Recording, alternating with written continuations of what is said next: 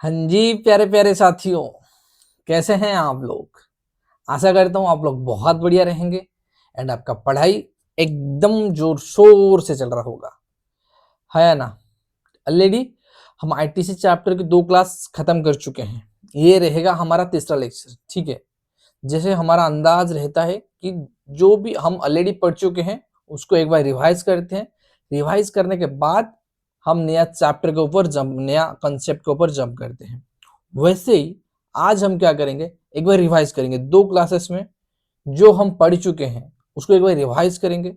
एक बार रिवाइज करने के बाद फिर हम नया कंसेप्ट आज शुरू करेंगे, ठीक है? Are you clear? ठीक है।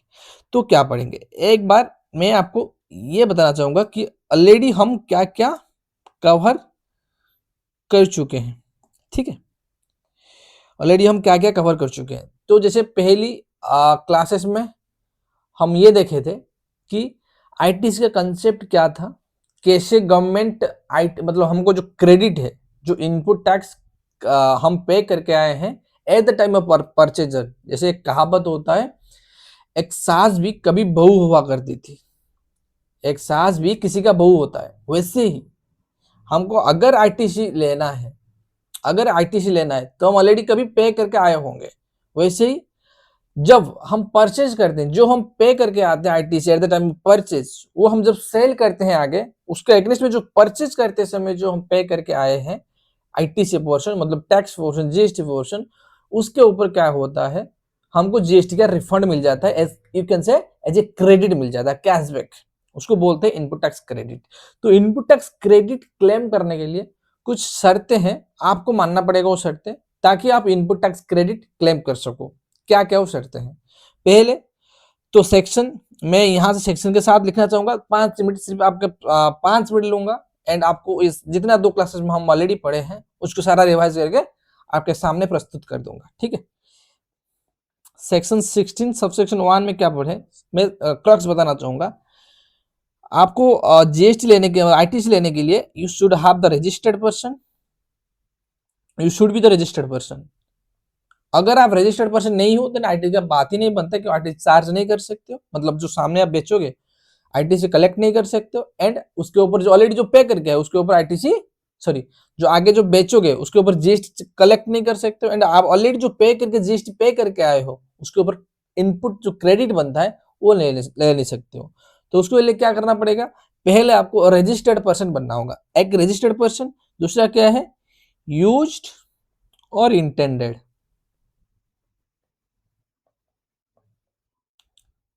intended to be used in business purpose. तो पहला सेक्शन 16 सबसेक्शन 1 क्या बोल रहा है कि आपको गवर्नमेंट ये बोल रहा है कि आप आईटीसी लीजिए, हमें मना नहीं करने। तो आईटीसी लेने के लिए कुछ शर्तें आपको मानना पड़ेगा। पहला शर्त क्या है कि आपको रजिस्टर्ड पर्सन बनना चाहिए। उसके बाद आपको वो जो ऑलरेडी आप जीएसटी पे करके आए हो, उस जिसके एग्नेस्ट आप आईटीसी लेना चाहते हो, दैट गुड्स या फिर सर्विसेज यू यूज्ड और intended to be used in course और furtherance of the business. Clear? तो सेक्शन सॉरी सेक्शन 16 सबसेक्शन 2 क्या बोल रहा है, अगर आपको आईटीसी लेना है, अगर आपको आईटीसी लेना है, क्लॉज ए क्या बोलता है, आपके पास इनवॉइस होना चाहिए। इनवॉइस होना चाहिए। इनवॉइस कैसे, कितना तरह का होता है, इनवॉइस कितना तरह का होता है? पहले आपके पास नॉर्मल इनवॉइस, जो टैक्स इनवॉइस बोलते हैं, टैक्स इनवॉइस। एक हो गया हमारा डेबिट नोट भी चलेगा, self invoice in case of RCM. अगर आप अनरजिस्टर्ड परचेज से, अनरजिस्टर्ड सप्लायर से कुछ सर्विसेज ले रहे हो जिसके ऊपर आईटीसी लगता है and that supplier is unregistered, then you have to raise the self invoices. ये हो गया। और आईएसडी इनवॉइस, क्या हो गया, आईएसडी इनवॉइस। और क्या हो गया, bill of entry at the time of import. अगर ये चीजें आपको दिखानी पड़ेगी, ये चीजें आपको क्या करना पड़ेगा, ये चीजें आपको गवर्नमेंट के सामने प्रस्तुत करना पड़ेगा अगर आप आरटीसी लेना चाहते हो तो। ठीक है, यहां तक क्लियर? फिर क्लॉज बी क्या बोल रहे हैं, क्लॉज बी बोल रहे हैं आप यहाँ पे क्लॉज ए के बाद क्लॉज डबल ए था, क्या था, clause double A. Clause double A क्या बोल रहा है कि आप जिससे माल खरीद के लेके आओ, या फिर गुड हो गया या फिर सर्विस हो गया, जिससे भी आप परचेज करके लेके आए हो, तो he should file GSTR 1। He should file GSTR 1। वो जो आपके सप्लायर है वो जीएसटीआर 1 फाइल करा होना चाहिए, तब आपके टू बी में रिफ्लेक्ट होगा एंड आप आईटीसी ले सकते हो। ठीक है। क्लॉज बी क्या बोले थे, गुड्स और, यहाँ पे थोड़ा दिक्कत हो रहा है, गुड्स और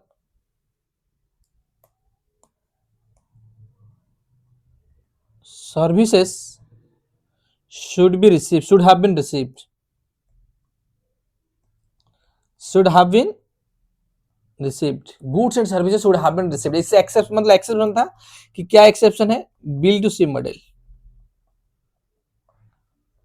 अगर आप बिल टू शिप मॉडल में, जैसे इस बिल टू शिप मॉडल क्या बताया था, बिल टू शिप मॉडल क्या बताया था, जो एक्चुअल रिसिपिएंट है हु इज लायबल टू पे the consideration, that person is not receiving the goods, that person is not receiving the services, he is directing to the supplier, you just deliver my goods to that person। मान लीजिए x को deliver कर दीजिए मेरे behalf में।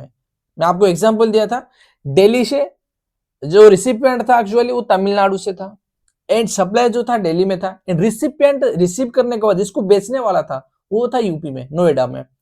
तो तमिलनाडु वाला क्या सोचा कि मैं दिल्ली से तमिलनाडु लेके आऊं, मतलब नॉर्थ से साउथ लेके आऊं, फिर साउथ से नॉर्थ भेजूं, इससे कोई मतलब नहीं बनता। तो आप क्या करो, मेरा जो क्लाइंट है, मेरा क्लाइंट जो नोएडा में स्थित है, उसको वहां पे डायरेक्ट भेज दीजिए एंड बिलिंग मेरे नाम पे कर दीजिए, मैं आपको पे कर दूंगा। ये होता है बिल टू शिप मॉडल। ये भी हम बहुत डिटेल में लास्ट क्लास में समझे थे। सी पॉइंट का बी होगा, बी ए क्या होता है, बी ए क्या होता है, बी के बाद B A, clause B A पढ़े थे, वहां पे ये बात हुआ था कि that should be reflected in, sorry, GST to be and shall not be restricted, shall not be restricted. इसका मतलब क्या हो गया, इसका मतलब क्या हो गया, अगर आप जिस चीज के अगेंस्ट में आईटीसी लेना चाहते हो, पहला कंडीशन तो ये हो गया कि GSTR 1 should be filed by the supplier, supplier को जीएसटीआर 1 फिल करना चाहिए, भरना चाहिए। अगर वो भर दिया, मान लीजिए वो भर दिया, तो आपके टू बी में रिफ्लेक्ट होगा। मान लो वो भर दिया तो क्या होगा, आपके टू बी में रिफ्लेक्ट होगा। एक minute,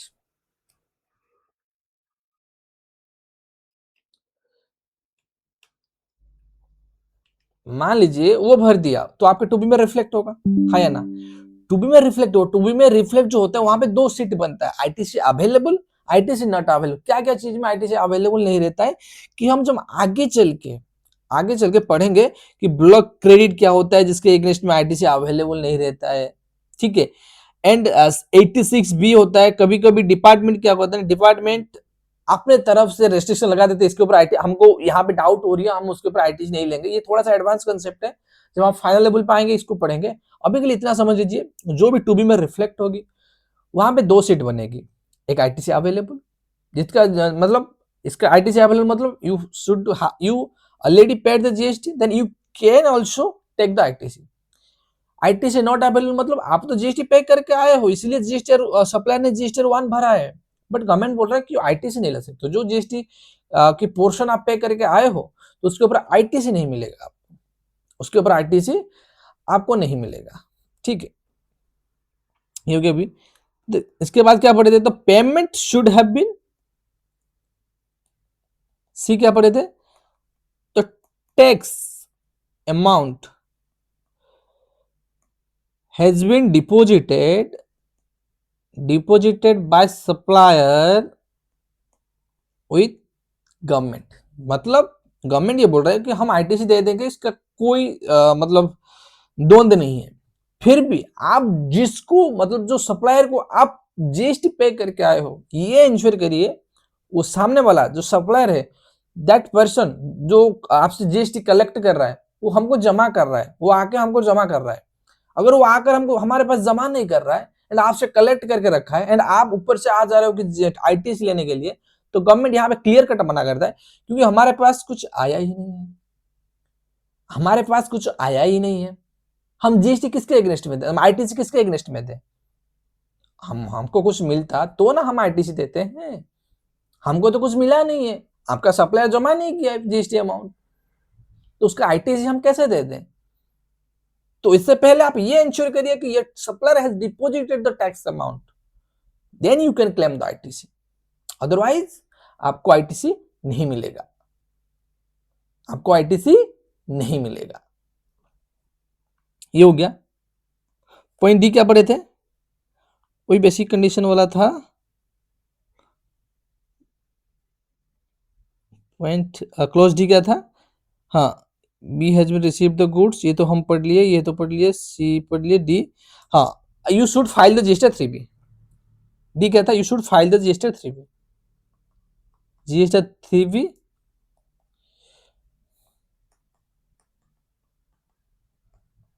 filed by recipient who is willing to claim GST, who is willing to claim ITC। तो एक बार रिव्यू करते हैं। हम यहाँ पे पढ़े जीएसटी, पहले तो आपको क्या करना, आपके पास इनवॉइस होना चाहिए, आपके सप्लायर जीएसटी 1 भरना चाहिए। ये हो गया क्लॉज बी। क्लॉज सी क्या बात कर रहा है? क्लॉज सी ये बोल रहा है कि क्लॉज ए हो गया इनवॉइस, क्लॉज डबल ए हो गया कि your supplier should file the GST 1, clause B हो गया you should receive the goods and services, clause B हो गया आपके टू बी में रिफ्लेक्ट होना चाहिए without any restriction, clause B A हो गया। क्लॉज सी हो गया the tax amount should be deposited by their supplier to the government.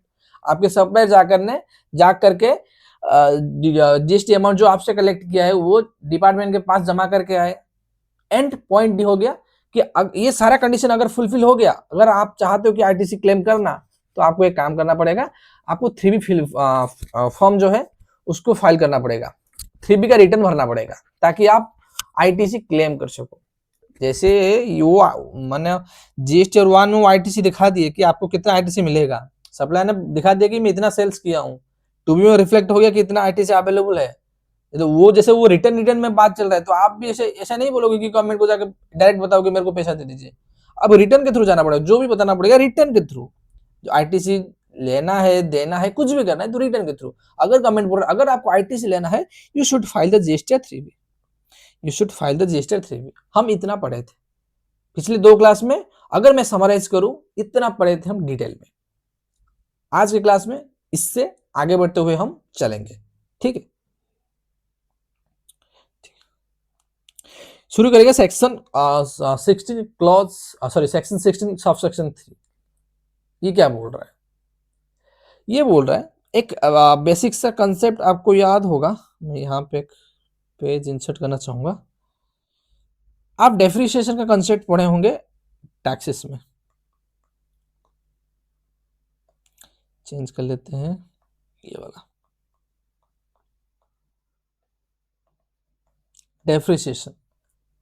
Depreciation आप पढ़े होंगे। तो यहाँ पे एक जनरल थॉट आता है कि सर मैं मान लीजिए मैं परचेज ए मशीन, मान लीजिए 1000 रुपए में मैंने उसका कॉस्ट मतलब परचेज प्राइस था, उसके ऊपर मैंने जीएसटी पे किया। जीएसटी मान लीजिए 188 18% के हिसाब से 1180 में पे करके आ गया। Net paid. अगर ये मशीन है, जैसे मान लीजिए ये कोई मशीन नहीं है, कि अमाउंट पे ध्यान मत दीजिए, सिर्फ कंसेप्ट पे ध्यान दीजिए। अगर ये मशीन है तो हमारा जनरल अकाउंटिंग क्या कहता है, आप जो भी परचेज करके आए हो, जो भी परचेज करके लेकर आए हो, तो उसको क्या करना है, एसेट में आपको दिखाना रहता है। एसेट में दिखाना रहता है क्योंकि मान लीजिए ये आपके एसेट है। मान लीजिए कोई भी मशीन, जैसे आप कोई बिजनेस कर रहे हो, उसके लिए आप मशीन खरीद के लेकर आए, तो आप क्या कर रहे हो कि एज एन एसेट आपको दिखाना चाहते हो। तो गवर्नमेंट टैक्स मतलब जीएसटी लोग ये क्लियर कट बोल रहा है, अगर मतलब जो भी रजिस्टर्ड पर्सन, उनके मन में यही डाउट है कि जो 180 रुपीज जो हम पे करके आए, ये 180 रुपीज जो हम पे करके आए हैं, उसके ऊपर जीएसटी हमको मिलेगा या फिर नहीं, उसके ऊपर जीएसटी हमको मिलेगा या डेप्रिसिएशन मिलेगा या फिर नहीं। जैसे मान लीजिए ये यहाँ पे 2 ऑप्शन बनता है। जैसे मान लीजिए डेप्रिसिएशन रेट 10%, तो आप एज एसेट का वैल्यू 1000 दिखाओगे या फिर 1180 दिखाओगे, 1000 दिखाओगे या फिर 1180 दिखाओगे। अगर 1000 दिखा रहे हो तो 10% हिसाब से 100 रुपए आपको डेप्रिसिएशन क्लेम करना एवरी ईयर, मान लीजिए स्ट्रेट लाइन बेसिस मेथड में। एंड 1180 में आपको क्या करना, तो 118 आप डेप्रिसिएशन क्लेम कर सकते हो every year, every financial year. तो क्वेश्चन ये है कि हम कौन सा अमाउंट पे ऊपर जीएसटी लगे, मतलब डेप्रिसिएशन चार्ज करें। डेप्रिसिएशन चार्ज करने के लिए एक डेप्रिसिएबल वैल्यू होना चाहिए ना। डेप्रिसिएबल वैल्यू क्या है, मतलब जिसके ऊपर हम डेप्रिसिएशन चार्ज करेंगे। क्या ये 1000 के ऊपर चार्ज करेंगे या फिर 1180 के ऊपर चार्ज करेंगे? क्या एक्चुअल कंसर्न है, आपको समझ पा रहे हो किस कंसर्न के ऊपर हम अगले अगले प्रोविजन पढ़ने जा रहे हैं? आप समझ पा रहे हो हम किसके ऊपर जीएसटी लगाएं, क्या 1000 के ऊपर या फिर 1180 के ऊपर? अगर जीएसटी लो ये बोल रहा है, अगर ये 180 rupees you claimed as an ITC, then आप जो डेप्रिसिएशन चार्ज करोगे 1000 रुपए के ऊपर चार्ज करोगे। अगर मान लीजिए इन केस ये जो 180 रुपीज आप पे करके आए हो, आपको उसके ऊपर आईटीसी नहीं लिए हो या फिर नहीं मिला है आपको, दो ऑप्शन हो सकता है, अगर मान आप बोल रहे हो कि मैं आईटीसी नहीं लूंगा, मैं उस बुक्स में 1180 के ऊपर मैं डेप्रिसिएशन चार्ज कराऊंगा, 1180 के ऊपर मैं डेप्रिसिएशन चार्ज कराऊंगा, आप यही बोल रहे हो गवर्नमेंट को। गवर्नमेंट बोला ठीक है। अगर आप वहां पे आईटीसी नहीं लो, गवर्नमेंट आपको डबल बेनिफिट पहुंचाना नहीं चाहता, क्योंकि देखो मान लीजिए ये 100 जगह की, यहाँ पे मान लीजिए 180 रुपीज आप टैक्स आईटीसी क्लेम कर लिए, ये 180 रुपीज आईटीसी क्लेम कर लिए, तो गवर्नमेंट के एक बार तो चुना लग गया गवर्नमेंट को, गवर्नमेंट उसके पॉकेट से दे दिया। मान लीजिए आप फिर यहाँ पे भी 18 रुपया को चुना लग जाएगा, अगर यहाँ पे रेस्ट्रिक्शन नहीं कराएगा, कैसे लगेगा?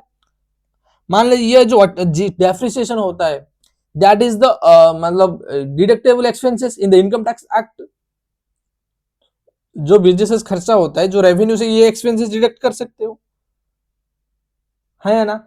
वहां पे तो 180 रुपीज गवर्नमेंट आपको दे दिया कैशबैक, आईटीसी दे दिया, एंड यहाँ पे 18 रुपये भी आप ले रहे हो एवरी ईयर।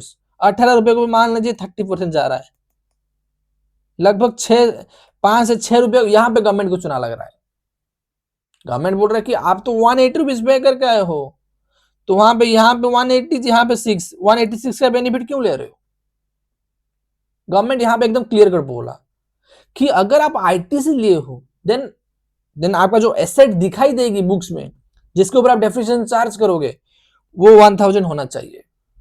अगर आप आईटीसी क्लेम नहीं किए हो, जीएसटी में आईटीसी क्लेम नहीं किए हो, मतलब जो 1180 रुपीज आप पे करके आए हो, तो इसके एग्नेस्ट में आईटीसी आपको नहीं मिला है, then you can claim depreciation in your books of accounts on 1180, क्योंकि यहाँ पे आपको आईटीसी नहीं मिला है। तो गवर्नमेंट तो 180 रुपीज रिसीव कर लिया सप्लायर से, जो आप पे करके आए हो सप्लायर से जमा कर लिया, ये मान के चलिए सप्लायर ने जमा कर लिया, गवर्नमेंट आपको कुछ उसके रेस्पेक्ट में कुछ दिया नहीं, क्योंकि आपका आईटीसी आप नहीं लियो, या फिर ब्लॉक क्रेडिट में हो सकता है, या फिर इसका आईटीसी अवेलेबल ही नहीं है आपके लिए, आईटीसी ब्लॉक करके रखा है कि गवर्नमेंट ये बोल रहा है कि आईटीसी नहीं देंगे इसके ऊपर, तो इसका मतलब ये हो गया कि आप आईटीसी नहीं ले सकते हो। अगर आप आईटीसी नहीं ले सकते हो तो गवर्नमेंट बोले हमको 1 लाख रुपीज पे कर दिए, हम चाहते हैं कि आपको बेनिफिट प्रोवाइड करें, तो गवर्नमेंट ये बोल रहा है कि ये जो मतलब 1180 ये बुक्स में एज ए डेप्रिसिएबल एसेट दिखा सकते हो, एंड डेप्रिसिएशन ये होल के ऊपर चार्ज कर सकते हो, मतलब 1000 प्लस 180 1180 इसके ऊपर आप डेप्रिसिएशन चार्ज कर सकते हो। अगर यहां पे आईटीसी ले रहे हो, then you should have file the charge the depreciation on 1000 only, on 1000 only, clear? तो वही कॉन्सेप्ट हम पढ़ने जा रहे हैं कि लॉ में एक्चुअली क्या लिखा है, एकदम बैकग्राउंड क्लियर हो गया? क्या सेक्शन 16 सबसेक्शन 3 क्या बोलना चाह रहा है? ठीक है, where the registered person has claimed depreciation on the tax component, where a registered person has claimed the depreciation on the tax component of the cost of capital, goods and plant and machinery under the provision of the Income Tax Act 961 for 43 of the 61, the input tax credit of the said component shall not be allowed. अगर अगर government ये बोल रहे हैं अगर वहां पे आप जो टैक्स पोर्शन है, टैक्स पोर्शन के ऊपर आप डेप्रिसिएशन चार्ज करो, जैसे हमारा एग्जांपल में आता ये यहाँ पे क्या था, टैक्स पोर्शन 180 के ऊपर अगर आप डेप्रिसिएशन चार्ज कर रहे हो देन आपको आईटीसी यहाँ पे नहीं मिलेगा, यहाँ पे नहीं मिलेगा। तो गवर्नमेंट यहाँ पे क्लियर कट ये बोल रहे हैं अगर आप डबल बेनिफिट नहीं ले सकते हो, आपको डबल बेनिफिट नहीं मिलेगा। अगर आप इनकम टैक्स में डेप्रिसिएशन क्लेम करना चाहते हो तो डेप्रिसिएशन क्लेम करिए, तो जीएसटी में आईटीसी मत लीजिए। अगर आप जीएसटी में आईटीसी लेना चाहते हो तो वहां पे डेप्रिसिएशन क्लेम मत करिए। गवर्नमेंट का एकदम पॉइंट ऑफ व्यू क्लियर है क्या कि आपको डबल बेनिफिट ना पहुंचाए, क्योंकि गवर्नमेंट का ऑब्वियस है, गवर्नमेंट के पास 180 रुपीज गया है तो आपको ज्यादा क्यों दे। आईटीसी तो ये कंसेप्ट है, गवर्नमेंट ये बोल रहा है ना कि मेरे पास इंडायरेक्टली जो आया है, आप जो ऑलरेडी पे करके आए हो सप्लायर को, वो मेरे पास आ गया है। अगर आप चाहते हो, अगर आप कंडीशन फुलफिल करते हो तो 180 रुपीज जो मेरे पास आया है मैं आप एज एन क्रेडिट आपको देना चाहता हूँ, बट उसके लिए आपको कुछ कंडीशन मानना पड़ेगा, कुछ इफ एंड बट है उसको आपको माननी पड़ेगी, उस शर्तें आपको माननी पड़ेगी, शर्तें आपको फॉलो करनी पड़ेगी ताकि आप आईटीसी क्लेम कर सको। ठीक है, ये हो गया सेक्शन 16 सबसेक्शन 3। ठीक है, ये क्लियर हो गया, एकदम आसान सा कंसेप्ट था। यहां पे एक एग्जांपल दिया हूं ताकि आपको बेहतर समझ में आए। यहां पे क्या बोल रहा हूं, if on purchase of A machine worth 5 lakh, मान लीजिए 5 लाख की हम एक मशीन खरीदे, उसके ऊपर 18% जीएसटी, मान लीजिए 90,000 हम जीएसटी पे किए, 90,000 09 लाख मतलब 90,000 have been paid as an GST के रूप में हम 90 रुपीज पे करके आ गए हैं। Then as per income tax act 961 depreciation can be claimed on rupees 5 lakh and ITC would be available for rupees 90,000 if depreciation claimed on value of 5.9 lakh, मतलब 5 lakh machine cost plus 90,000 GST portion, 5,90,000। if depreciation claimed on 5,90,000 then ITC would not be available। अगर आप 5.9 लाख के ऊपर आप ITC depreciation claim कर रहे हो then आपको आईटीसी अवेलेबल नहीं रहेगी, आईटीसी अवेलेबल नहीं रहेगी। Clear?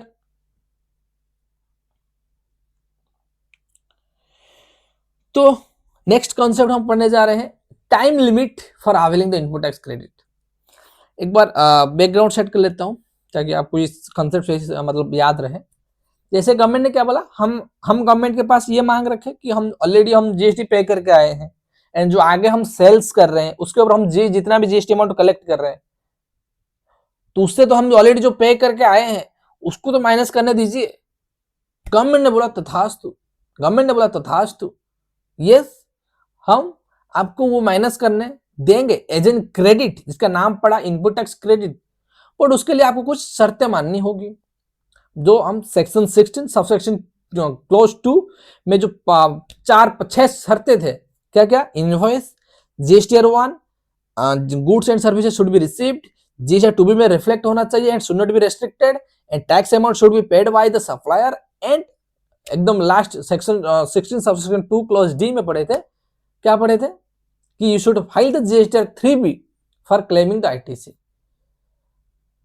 You should file the GSTR 3B for the claiming the ITC. ये पढ़ के आए, सेक्शन 16 सबसेक्शन 3 में पढ़ के डेप्रिसिएशन के बारे में क्या प्रोविजन है। तो गवर्नमेंट बोल रहा है ठीक है हम आईटीसी देंगे, बट वो आईटीसी अवेलेबल करने मतलब अवेल करने के लिए कुछ टाइम पीरियड हम सेट करेंगे, कुछ टाइम पीरियड हम सेट करेंगे। अगर उसी पीरियड के अंदर अंदर आप आईटीसी क्लेम कर रहे हो देन यू आर एलिजिबल।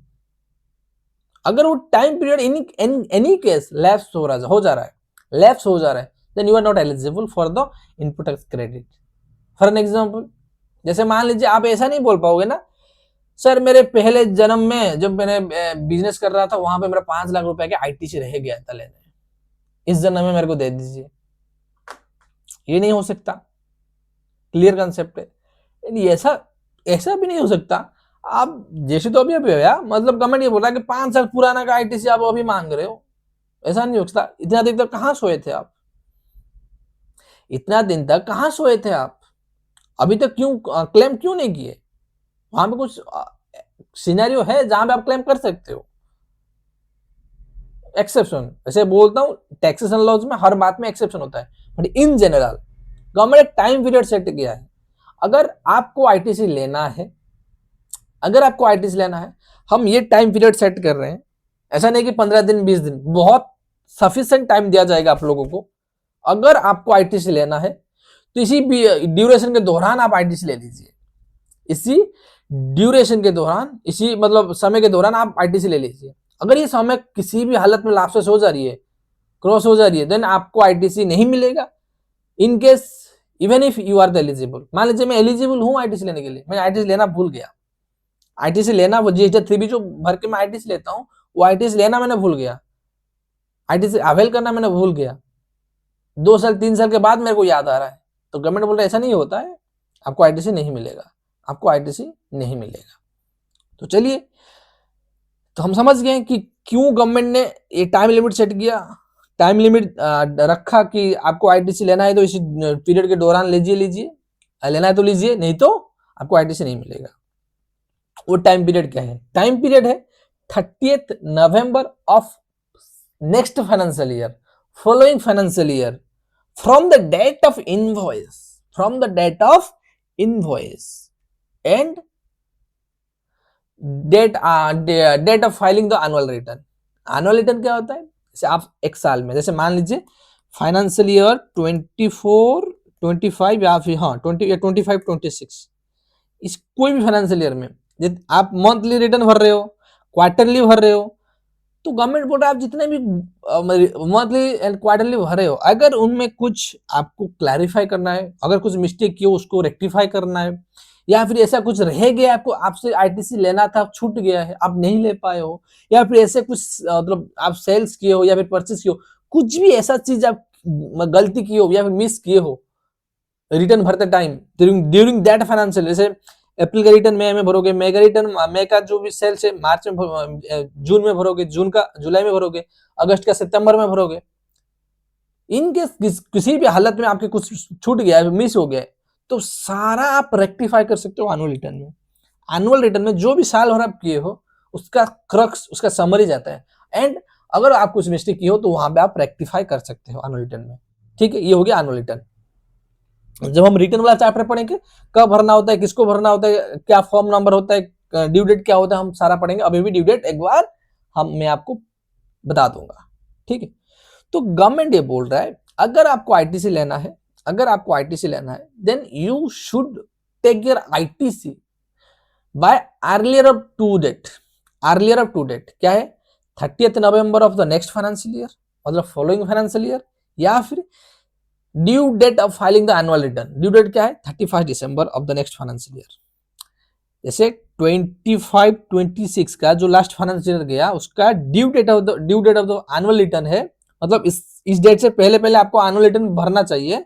वो क्या है? 31 दिसंबर ऑफ 2026। 31 December of 2026। इससे पहले आपको क्या करना चाहिए? आपको जो भी रिटर्न मतलब एनुअल रिटर्न है वो भर देना चाहिए, भर देना चाहिए।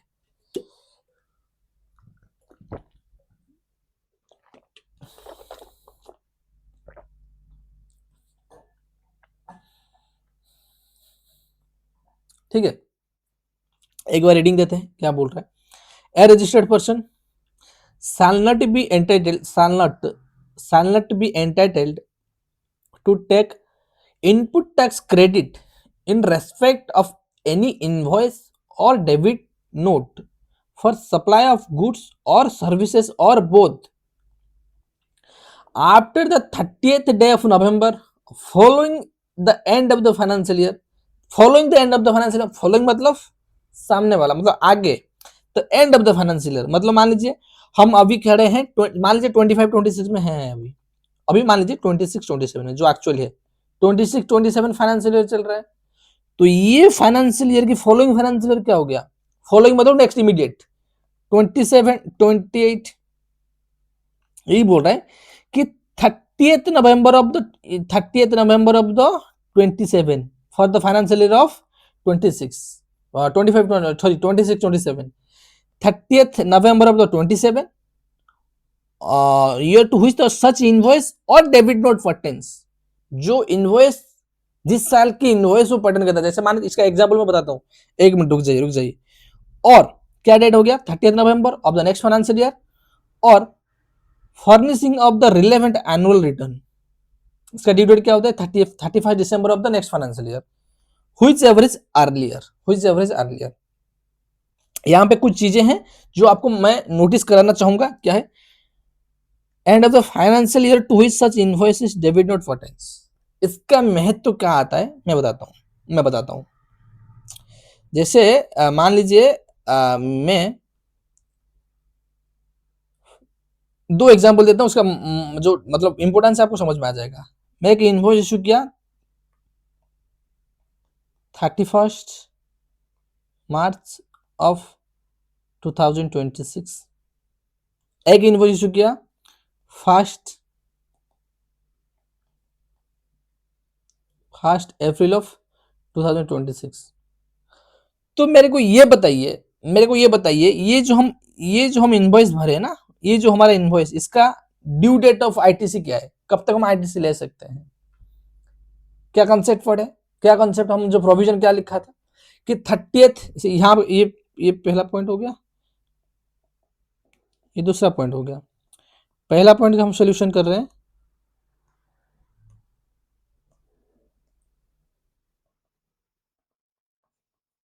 पहला पॉइंट का सोल्यूशन कर रहे हैं कि हमको दो डेट देखना है कि क्या क्या क्या 30th November of the following financial year, इसका करंट फाइनेंशियल ईयर क्या है, ये वाला इनवॉइस का following financial year of such invoice और debit note pertain to that financial, ये कौन सी फाइनेंशियल ईयर को पर्टेन कर रहा है? पर्टेन मतलब कौन से फाइनेंशियल ईयर को बिलोंग कर रहा है, ये कौन से फाइनेंशियल ईयर को बिलोंग कर रहा है? फाइनेंशियल ईयर 26 27 यहां पे लिख देना चाहूंगा, फाइनेंशियल ईयर 25 26, फाइनेंशियल ईयर 25 26, ये सुन लो, ये क्या है, ये 26 27, ये 26 27 को पर्टेन कर रहा है क्योंकि 1 अप्रैल में है। ये क्या है 1 अप्रैल ऑफ 26, ये आ गया 26 27 फाइनेंशियल ईयर में। अब तो फाइनेंस स्टूडेंट आपको आता है ये चीजें, ठीक है। बट हम जब एक दिन का डिफरेंस है, बट आईटीसी लेने में कितना दिन का डिफरेंस हो जाता है, एक बार सोच के मतलब मैं आपको दिखाता हूं कैसे एक्चुअली अफेक्ट करता है।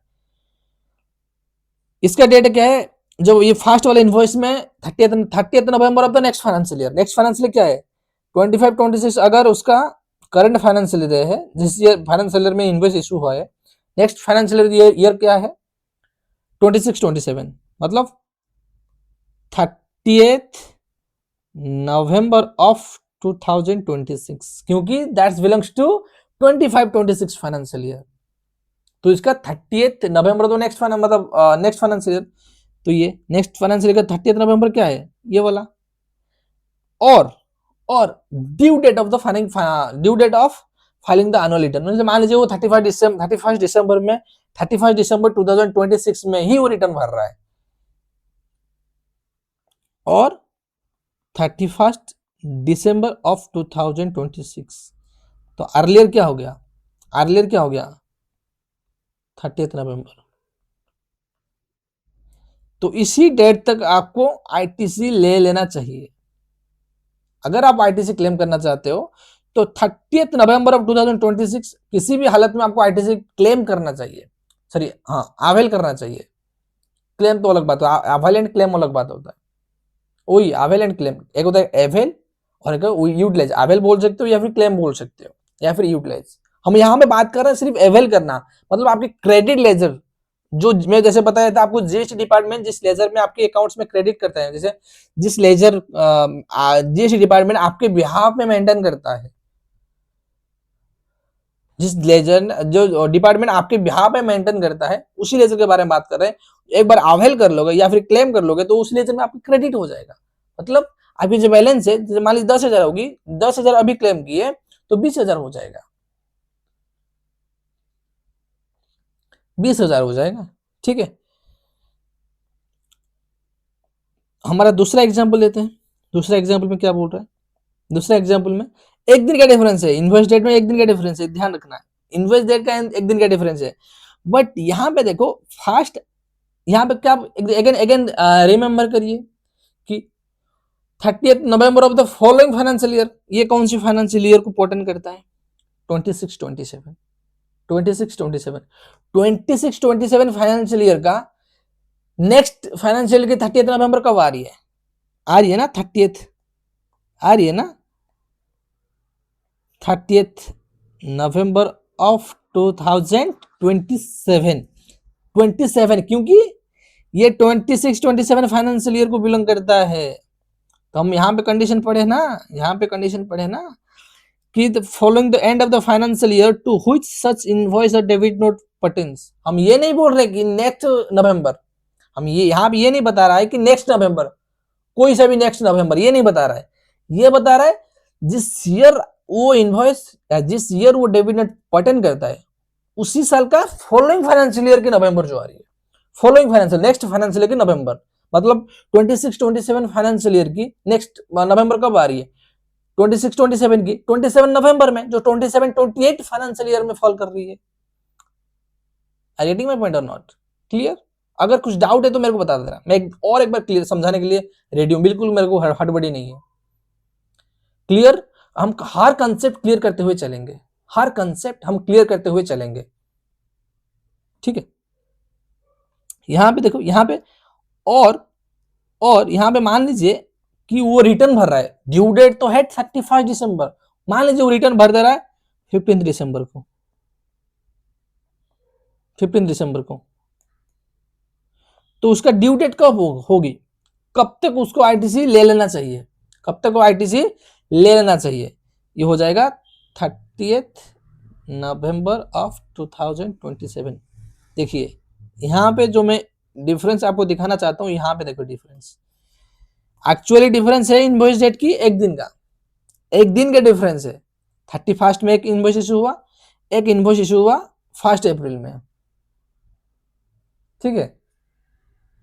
बट यहाँ पे देखो आईटीसी क्लेम करने का टाइम पीरियड कितना डिफरेंट, मतलब एक्सटेंड हो गया। यहाँ पे 26, यहाँ पे 27, एक साल का, लगभग एक साल का, पूरी एक साल की डिफरेंस आ गई। ड्यू टू कौन सी वो सेंटेंस के, जो कौन सी वर्ड के लिए पता है? फॉलोइंग द फाइनेंशियल ईयर, ये वाला फॉलोइंग द फाइनेंशियल ईयर, क्योंकि फाइनेंशियल ईयर यहाँ भी ये सिंस ये 31 मार्च को हुआ तो 25-26 फाइनेंशियल ईयर में आ गया। ये 1 अप्रैल को हुआ, ये 26-27 फाइनेंशियल ईयर की आ गया, मैं आप पढ़े फॉलो हो गया, तो इसलिए इसका जो टाइम पीरियड है एक साल ज्यादा हो गया, क्योंकि वो नया फाइनेंशियल ईयर में आ गया। एक वर्ड के लिए कितना चेंजेस हो सकता है, एक बार ध्यान रखना। तो और एक चीज ध्यान रखना,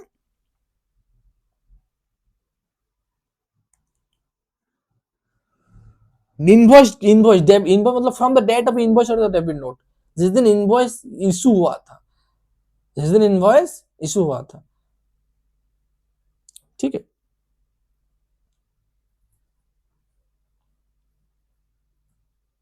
एग्जाम्पल, मैं एक एग्जाम्पल दिखाऊं आपको समझाने के लिए, ठीक है? सिनेरियो 1, सिनेरियो 2, जैसे मान लीजिए एक कुछ एग्जाम्पल है, जैसे यहाँ पे due date of the filing annual return है 31 दिसंबर, मतलब ये इसी डेट पे ड्यू डेट नहीं, date of filing of the annual return. मान लीजिए ये जो सिनेरियो 1 में 31 दिसंबर 2026 में एनुअल रिटर्न फाइल किया, तो maximum period of by which the ITC can be claimed by the for the financial year 26-27, 30th नवंबर तो 27, मतलब ये वाला का 30th नवंबर। तो ये डेट और ये डेट, इसमें अर्लियर कौन है?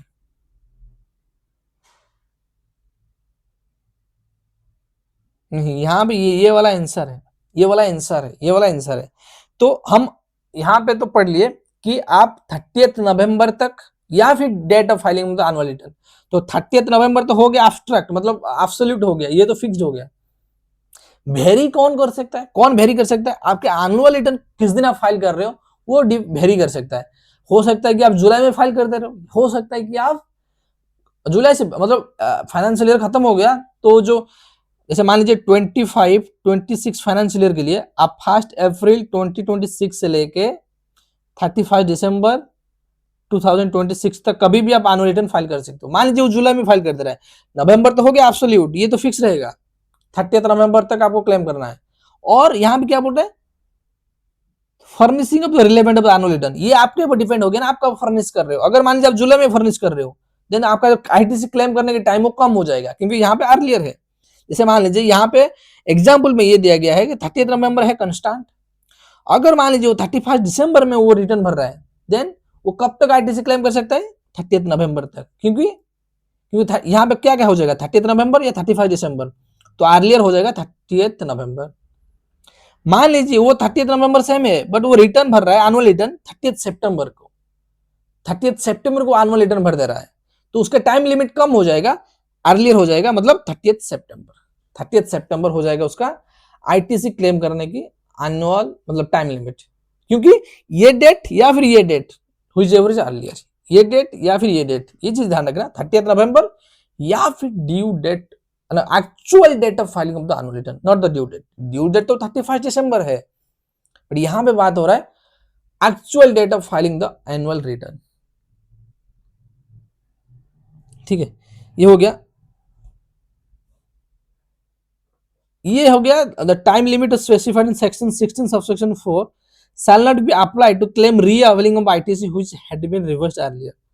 इससे क्या होता है मैं बता देता हूं। आईटीसी का दो कंसेप्ट होता है, अगर कोई भी इनवॉइस कोई भी आईटीसी आप एक बार क्लेम कर दिए, बट उसी पीरियड में आप रिवर्स भी कर दिए, मतलब मैं 500 रुपया ले रहा हूं, फिर 500 रुपया रिटर्न भी कर दे रहा हूं, तो ये प्रोविजन ये बोलता है, अगर आप एक बार आईटीसी अवेल करके उसको रिवर्स कर दे रहे हो, देन आपका आईटीसी क्लेम करने का ये यहां पे जो लिमिट दिया गया ना, for the claiming of the ITC, first time claim of the ITC, एक बार क्लेम कर लिए, मान लीजिए एक बार क्लेम किए, आपको पता चला कि आपका सप्लायर जो है वो टैक्स अमाउंट पे नहीं किया है, तो आप क्या किए, तो एक बार क्लेम करके रिवर्स कर दी, ये मतलब टैक्स पेयर की स्ट्रेटेजी होता है। एक बार क्लेम कर दिया गवर्नमेंट से, मान लीजिए हमारा एग्जाम्पल में 180 रुपीज था, वहां पे 180 रुपीज था, हम 180 रुपीज, जैसे मान लीजिए जीएसटी 3 भी भर रहे हैं, आपको पता है ना कि टैक्स अमाउंट अगर आप आईटीसी लेना चाहते हो तो आपको 3 भी भरना पड़ेगा। मैं जीएसटी 3 भी भर रहा हूँ, 3 भर के उसी मान लीजिए मंथ ऑफ कोई भी मंथ, अगस्त की, अभी करंट मंथ अगस्त की 3B में मैं आईटीसी क्लेम किया, उसको भी रिटर्न भी दे दिया, उसी रिटर्न में एक जगह प्लस किया, नीचे आके माइनस कर दिया, तो उसी केस के लिए वो वाला सिनेरियो के लिए आपका जो टाइम लिमिट है ना वो एप्लीकेबल नहीं रहता है, वो सिनेरियो के लिए जो टाइम लिमिट है वो एप्लीकेबल नहीं रहता है। मतलब एक बार आप अवेल करके रिटर्न किए हो तो गवर्नमेंट को ये बोल सकते हो मैं तो अवेल किया था, उसके बाद भी रिटर्न कर दिया था, तो उसको ये वाला जो टाइम लिमिट है उसके लिए एप्लीकेबल नहीं होगा। ये एप्लीकेबल होगा ओनली, एक वर्ड याद रखना, ओनली फॉर फ्रेश क्लेम। अगर आप एक बार क्लेम करके रिटर्न कर दो, that is not your fresh claim, you have already claimed but you return. मैं 180 रुपये आपसे लिया बट आपको दे दिया, बट यहां पे जो कंडीशन की बात हो रही है 30 नवंबर या फिर 31 December of the next following financial year, वो सिर्फ फर्स्ट टाइम लेने के लिए। मैं फर्स्ट टाइम कब गवर्नमेंट से ले सकता हूं, तो गवर्नमेंट बोल रहा है मेरे से लेना है तो क्या हो, ये टाइम पीरियड की ध्यान रखना। बट हम ये बोलते कि हम लेंगे, दे दीजिए, हमारा 180 रुपीज हमको दे दीजिए, बट अभी हम रख नहीं सकते, हमारा पैकेट फूटा हुआ है, आप अभी रख लीजिए, जब हमारा हम पैकेट सिलाई कर लेंगे तो ले लेंगे आपसे, एग्जाम्पल के लिए। तो ये हो गया री अवेलिंग, तो एक बार क्लेम करके मैं मेरे गवर्नमेंट से ले लिया, तो गवर्नमेंट को भी कि मैं as a my treasurer you just keep this fund with you, जब मेरे को जरूरत लगेगी मैं आपसे ले लूंगा। ये हो गया री अवेलिंग ऑफ द आईटीसी। थोड़ा सा हैवी जा रहा होगा मेरे को, ये थोड़ा सा एडवांस लेवल की कंसेप्ट है, एग्जाम में टेस्ट नहीं किया जाता है, बट प्रैक्टिकल सिनेरियो में ऐसा होता है। आप जब रिटर्न भरने जाओगे, जैसे हम रिटर्न भरते हैं, रिटर्न में क्या होता है ना, हम जैसे मान लीजिए कोई भी सप्लायर से हम परचेज किए हैं, हमको पता चला कि वो हम यहाँ पे क्या कंडीशन था कि हमको पेमेंट कर देना चाहिए, ये कंडीशन बता दूंगा, आगे आएगी, आगे आएगी एक्सप्लेनेशन में कि हमको एक कंडीशन है कि 180 डेज में हमको पेमेंट करना है, बट हम पेमेंट नहीं किए, हम आईटीसी नहीं ले सकते। हम क्या किए, आईटीसी क्लेम कर दिए, उसको रिवर्स कर दिए, गवर्नमेंट को बोल के आपने पास रखिए, हम जब पेमेंट कर देंगे ना तो आईटीसी ले लेंगे, तो अभी पेमेंट नहीं किए ना तो आईटीसी हम ले नहीं रहे, सिर्फ क्लेम करके आपके आपके पास ही छोड़ के आ गए। जब हम पेमेंट कर देंगे, जो आपके पास जमा रखेंगे वो ले लेंगे। भाई जो हम क्लेम करके आपको दे दिया था ना उसको रिटर्न दे दीजिए,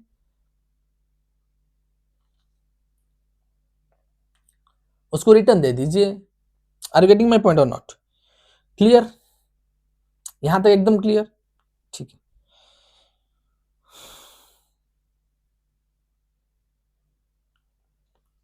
तो ये हो गया सेक्शन 16 सबसेक्शन 4, ये हो गया सेक्शन 16 सबसेक्शन 6।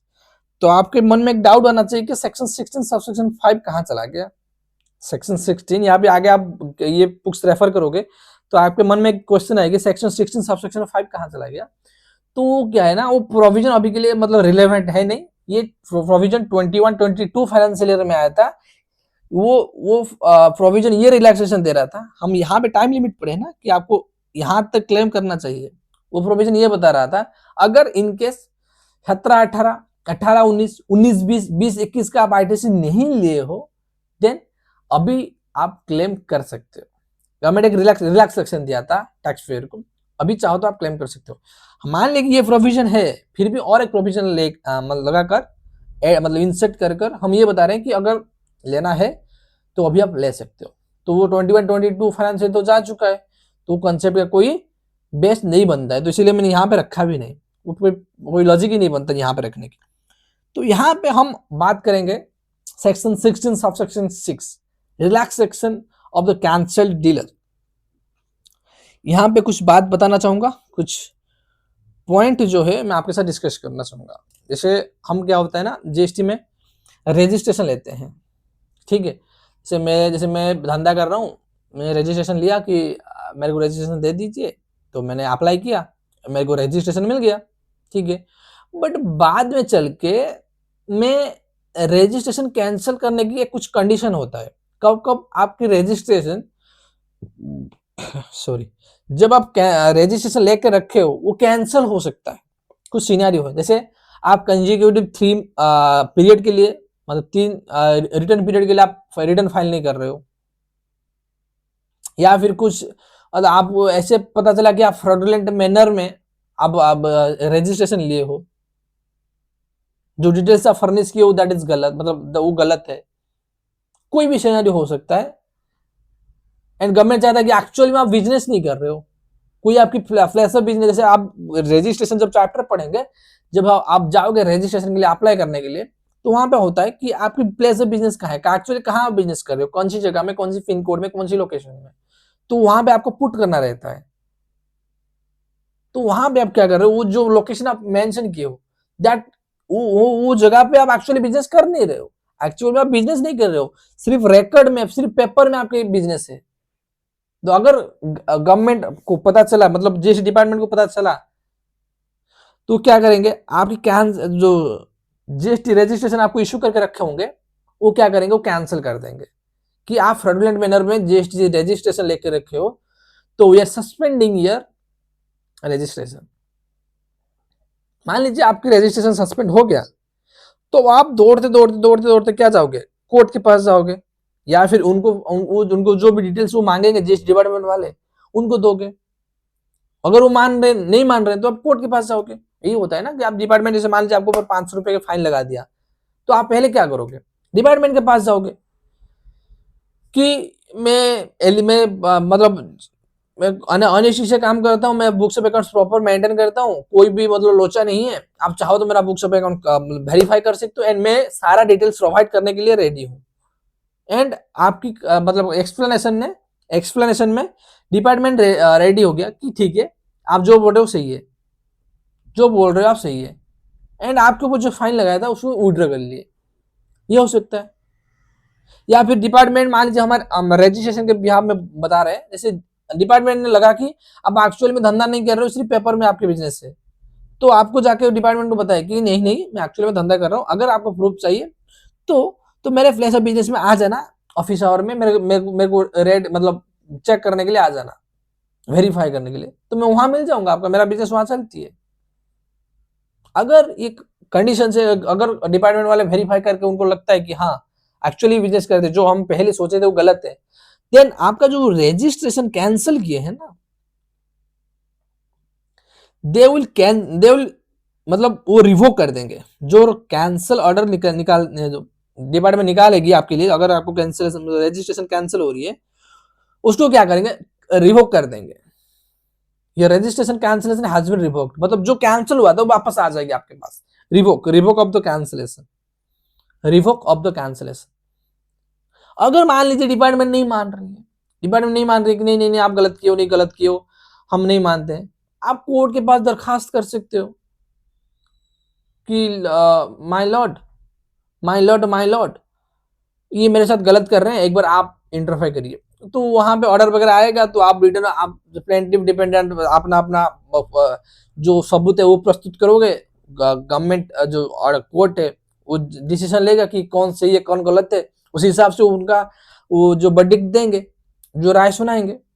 अगर वो मान लिए मान लो कि वो डिपार्टमेंट को बोल रहा है कि आप जो रजिस्ट्रेशन कैंसिल किए हो वो गलत है, उसको कैंसिल रजिस्ट्रेशन वापस दीजिए, तो डिपार्टमेंट को क्या करना होगा, वो जो रजिस्ट्रेशन रिवोक की एक ऑर्डर निकालनी पड़ेगी डिपार्टमेंट को कि ये registration number has been revoked and now active. But point ये है जैसे मान लीजिए हम ये वाला एग्जाम ये कर दे,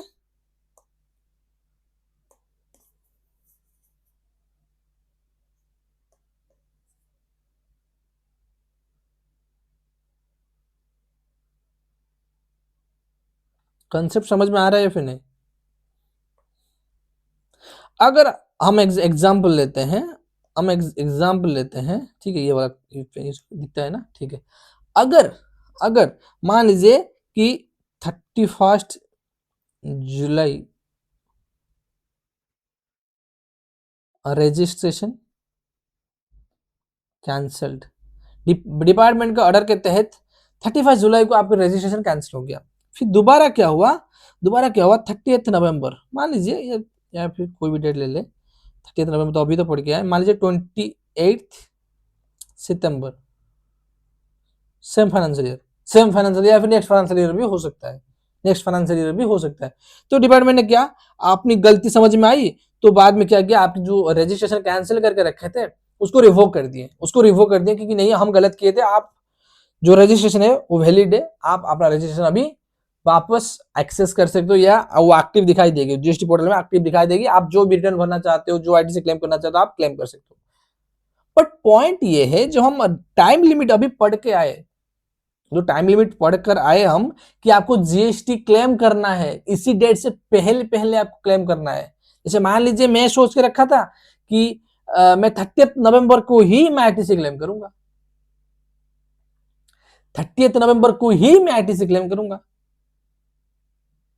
बट देखा तो 30 नवंबर को मैं आईटीसी क्लेम करूंगा, देखा लो तो मैं 20 नवंबर को मेरा रजिस्ट्रेशन ही कैंसिल हो गया,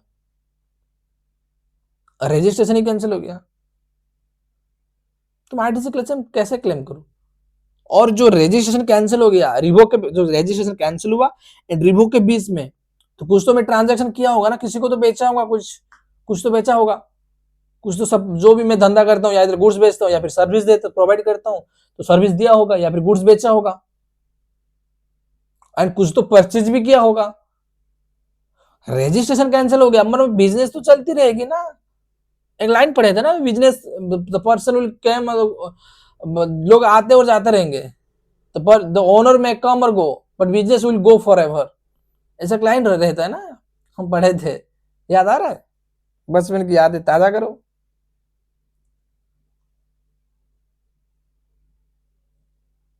याद आ रहा है?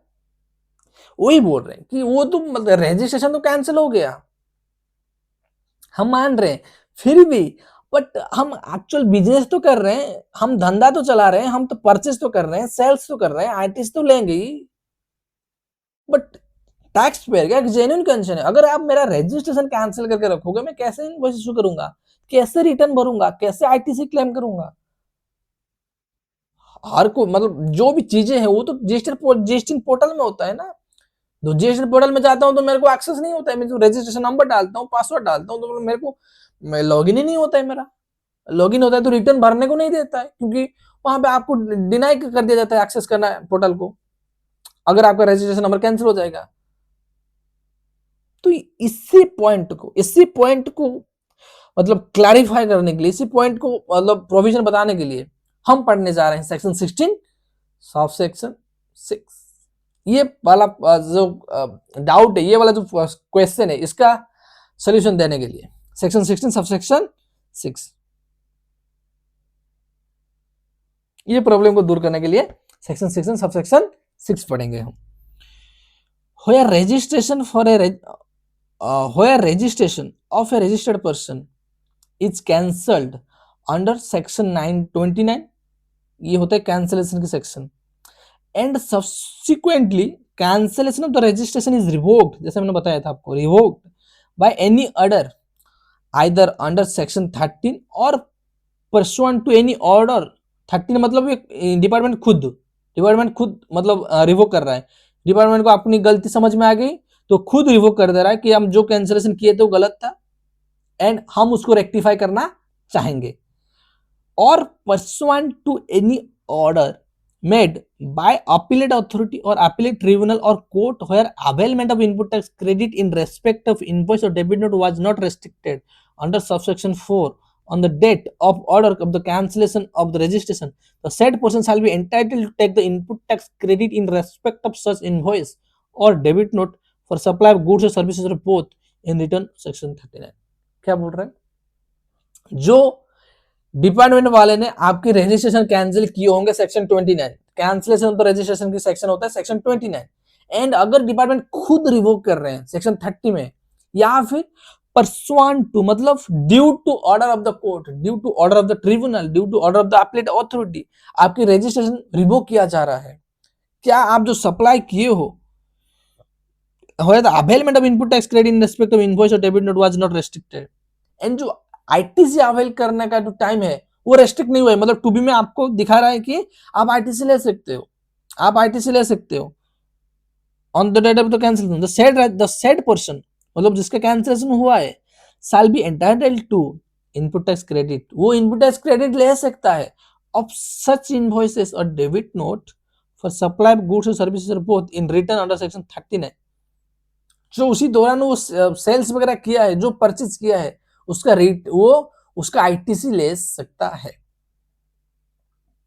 उसका आईटीसी वो ले सकता है। तो क्या बोल रहे हैं, कब तक ले पाएगा, कब तक ले पाएगा, जैसे मान लीजिए हम एग्जांपल लेके बात करेंगे, यहाँ पे एग्जांपल भी दिया हूं, एग्जांपल समझेंगे अब, एक बार प्रोविजन समझ लीजिए कब तक हम आईटीसी ले पाएंगे। प्रोविजन क्या बता रहा है कि जो ऑलरेडी हम पढ़ के पहले आए वो एजेडीज है, वो एजेडीज है, क्या ड्यू डेट है, क्या है ड्यू डेट, क्या है for the availment of the ITC 30th November of the next financial year या फिर 31st December of the next financial year, by 31st December of the next financial year. तो यहाँ पे सेम पॉइंट डिस्कस अगेन किया जा रहा है कि filed up to 30th day of the November, मतलब 30th नवंबर और एनुअल रिटर्न, एनुअल रिटर्न क्या है 30th नवंबर एनुअल रिटर्न, ये डेट में जो अर्लियर है और 30 day from the date of revocation, from the date of revocation, मैं यहां पे लिखना चाहूंगा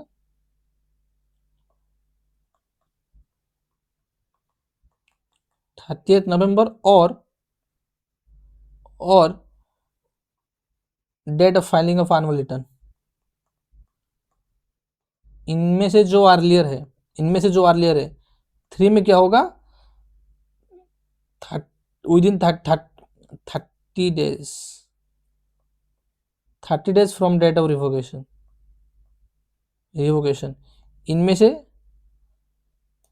ये जो डेट है ना, ये जो डेट अर्लियर और 30 डे से कंपेयर होगी, दिख रहा है यहाँ इनमें से जो अर्लियर बनेगा, इनमें से जो अर्लियर बनेगा, मान लीजिए एग्जांपल के लिए 30th नवंबर अर्लियर बन रहा है, 30th नवंबर और जिस डेट से आपकी रिवोकेशन हुआ है उससे नेक्स्ट 30 डेज के अंदर अंदर आपको आईटीसी क्लेम कर लेना चाहिए। एग्जाम्पल एग्जाम्पल एग्जाम्पल हम पढ़ते हैं, ठीक है। एक बार रीडिंग दे देता हूं, उसके बाद हम एग्जाम्पल में सारे डाउट आपके क्लियर हो जाएगा, ठीक है। ये तो गया filed up to 30th day of the November of the following financial year to such invoice और डेबिट नोट फॉर टेंस और furnishing of the relevant annual return. ये 2 point, whichever is earlier, ये वाला earlier. और यहां पे देखो और मतलब इनमें से जो अर्लियर और इनमें से जो एक डेट निकल कर आएगी और इसी डेट से कंपेयर किया जाएगा, मतलब जिस डेट आपकी रिवोकेशन हुआ उसके 30th डे, जैसे मान लीजिए 1 अप्रैल को हुआ मतलब 30th अप्रैल और इसमें जो डेट होगी, फॉर एग्जाम्पल इसमें जो डेट होगी और जो डेट में रिवोकेशन हुआ उससे 30 डेज आप ऐड करोगे, जिस डेट बनेगा वो डेट ये इसमें जो कम होगी 30 नवंबर, तो उसमें हम कंपेयर करेंगे। एक मिनट, इसमें हम कंपेयर करेंगे, अगर ये चीज हो रहा है तो ना आप आईटी से ले सकते हो। तो दूसरा पॉइंट क्या बोल रहा है, तो मतलब इनमें से जो अर्लियर और for the period of the date of the cancellation of the registration or the effective date of the cancellation of registration as the case may be till the date of order of revocation of the cancellation of registration where such return is filed within 30 days from the date of order of revocation of the cancellation of the registration whichever is later। अगर अगर वो 30 days के अंदर अंदर वो return भर दे रहा है, जैसे मान लीजिए हमारा एग्जाम्पल के लिए 31 अगस्त को मेरा रिवोकेशन जो ऑर्डर आया था वो रिवोक हो गया, मतलब इसी डेट से मेरा जीएसटी जो रजिस्ट्रेशन नंबर है वो एक्टिव हो गया, जो जीएसटी मेरा है वो एक्टिव हो गया। तो एक्टिव हो गया तो मतलब हम ये बोल रहे हैं कि इससे नेक्स्ट 30 डेज के अंदर अंदर आपको रिटर्न भरना पड़ेगा, नेक्स्ट 30 डेज के अंदर अंदर आपको रिटर्न भरना पड़ेगा। जो रिटर्न यहां पे भरोगे, जो रिटर्न यहां पे मतलब जिस डेट आप भरोगे और जो 30 नवंबर और एनुअल रिटर्न उसमें से जो अर्लियर होगा व्हिचएवर इज लेटर तब तक आप आईटीसी ले सकते हो, तब तक आप आईटीसी ले सकते हो। एग्जाम्पल कुछ समझ नहीं आया, एग्जाम्पल में एकदम सारा डाउट क्लियर हो जाएगा, फिर मैं आपको दोबारा यहां पर लेकर आऊंगा क्या बताने के लिए कोशिश कर रहा है, ठीक है। एग्जाम्पल हमारे क्या देखते हैं, mister A is a proprietor, Mr. A is a proprietor, purchased some goods of values rupees 2 lakh for his shop from XYZ Limited on 15th March of 2026। 15 मार्च 2026 को वो कुछ परचेस करके आया फ्रॉम XYZ लिमिटेड से, but after few days 17 April his registration got cancelled, उसका registration cancel हो गया, but later he filed appeal and his registration got revoked. बाद में क्या गया मतलब अपील वगैरह फाइल की कोर्ट में, उसके क्या हुआ, उसका जो रजिस्ट्रेशन कैंसिल हुआ था वो रिवोक हो गया। ऑन किस दिन में रिवोक हुआ, 21, दो सिनेरियो लेंगे, 21 अगस्त को रिवोक हुआ एंड 5 दिसंबर को रिवोक हुआ, ठीक है। रिवोक्ड ऑन एंड हम क्या बोल रहे हैं, हम ये आज्यूम करके चल रहे हैं कि he always filed his annual return on 31 दिसंबर, लास्ट डेट पे जाके एकदम भर रहा है, एनुअल रिटर्न हमेशा 31 दिसंबर में भर रहा है, ये हम मानकर चलेंगे, ठीक है। तो जो ये वाला पहला सिनेरियो है उसका सोल्यूशन क्या बनेगा, उसका कौन सी डेट बनेगी, एक डेट बनेगा 30 नवंबर, 30 नवंबर, और जैसे यहाँ पे बताया है कि हमेशा वो क्या करता है ना 31 दिसंबर को एनुअल रिटर्न भरता है, तो आईटी से क्लेम करने का टाइम क्या है, सेक्शन 16 सबसेक्शन सेक्शन 16 सबसेक्शन 5 में 4 में क्या टाइम लिमिट है, टाइम लिमिट है कि 30 नवंबर और the 31 December of the next financial year. तो मान लीजिए यहाँ पे हम लिख दिए 31 दिसंबर, यहाँ पे लिख दिया ना कि हमेशा ये मान लीजिए कि वो 31 दिसंबर में ही एनुअल रिटर्न भरता है। तो ये डेट हो गया हमारा 30 नवंबर, जिस दिन तक हम रिटर्न भरना मतलब आईटी से क्लेम करना चाहिए, ये हो गया हमारा डेट ऑफ एनुअल रिटर्न। तो मान ये जैसे इसमें अर्लियर कौन हो गया, इसमें अर्लियर कौन सा हो गया, 30 नवंबर, 30 नवंबर हो गया अर्लियर, ठीक है। बट इसका रजिस्ट्रेशन कब इन्वोक हो रहा है?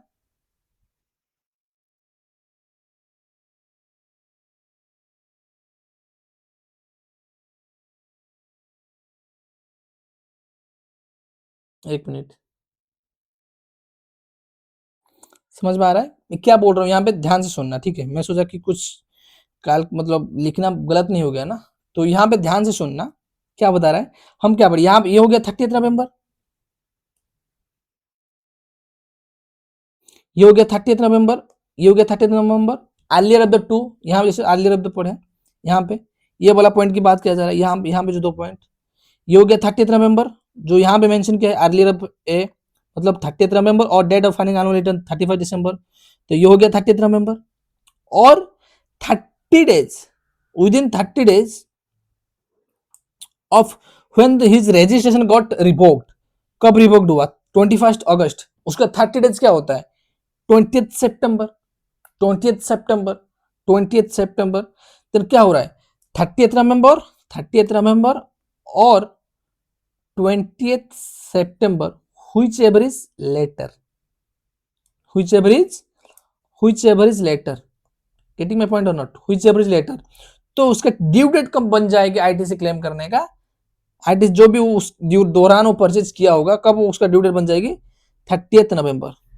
Hence in first scenario the last date of availing input tax credit is 30 November. ये तो हो गया नॉर्मल सिनेरियो। अगर मान लीजिए कि वो क्या किया ना, 5 दिसंबर को उसका रजिस्ट्रेशन रिवोक्ड हुआ, 5 दिसंबर उसका रजिस्ट्रेशन रिवोक्ड हुआ, तो पहला कंडीशन हम जब अप्लाई करेंगे, एक बार मेरे को इरेज करने दो, पहला कंडीशन जब हम अप्लाई करेंगे 30 नवंबर, 30 नवंबर और 31 दिसंबर, इसमें कौन सी डेट निकल के आएगी? 30 नवंबर निकल के आएगी, यहाँ पे 30 नवंबर निकल के आएगी, है ना? तो ये हो गया हमारा पहला, ये हो गया पहला। और दूसरा क्या होगा? जिस दिन उसका रजिस्ट्रेशन रिवोक्ड हुआ, किस दिन रिवोक हुआ?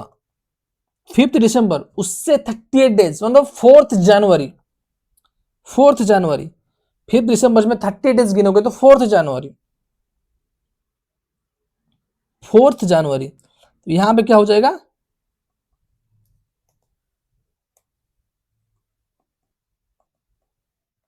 फोर्थ जनवरी, इनमें से whichever is later, later कौन होगा? हो रहा है 4 जनवरी। लेटर कौन हो रहा है? कौन सी डेट बाद में आ रही है? 4 जनवरी बाद में पड़ रही है। तो 4 जनवरी तक वो रिटर्न भर के उसका जो आईटीसी पेंडिंग था वो ले सकता है। 4 जनवरी तक जो रिटर्न भर के वो जो आईटीसी उसका पेंडिंग था लास्ट फाइनेंशियल ईयर की, वो आईटीसी क्लेम कर सकता है। तो गवर्नमेंट यहाँ पे एक रिलैक्सेशन देने के लिए कोशिश कर रहा है कि अगर इन केस आपके रजिस्ट्रेशन कैंसिल हो गया था एंड बाद में आपके रजिस्ट्रेशन रिवोक किया जा रहा है, आपको 30 डेज की मोहलत दिया जाएगा, 30 डेज की मोहलत दिया जाएगा। 30 डेज के अंदर अंदर आपको, अगर मान लीजिए आप एनुअल रिटर्न भर दिए हो एंड 30 नवंबर जो आईटीसी क्लेम करने के नॉर्मल टाइम होता है वो भी लैप्स कर चुका है, उसके बाद भी हम आपको 30 डेज की रिलैक्सेशन देंगे। जिस दिन से आपकी रिवोकेशन हुआ ऑफ द रजिस्ट्रेशन, तब तक आपको रिटर्न भर के आपको आईटीसी ले लेना चाहिए।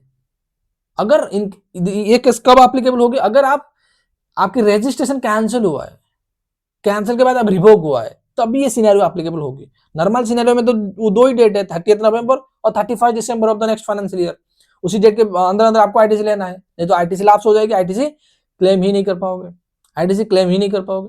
इन केस आपकी रजिस्ट्रेशन कैंसिल हुआ है एंड यू थॉट कि मेरा रजिस्ट्रेशन तो कैंसिल हो गया, मैं जीएसटी आईटीसी कैसे क्लेम करूं? तो गवर्नमेंट बोल रहा है कि हम 30 डेज की मोहलत देंगे। जिस दिन से आपकी रजिस्ट्रेशन रिवोक हुआ उस दिन से 30 डेज के अंदर अंदर आप रिटर्न भर के आईटीसी ले लीजिए, वरना आपका आईटीसी परमानेंट के लिए लैप्स हो जाएगी। क्लियर?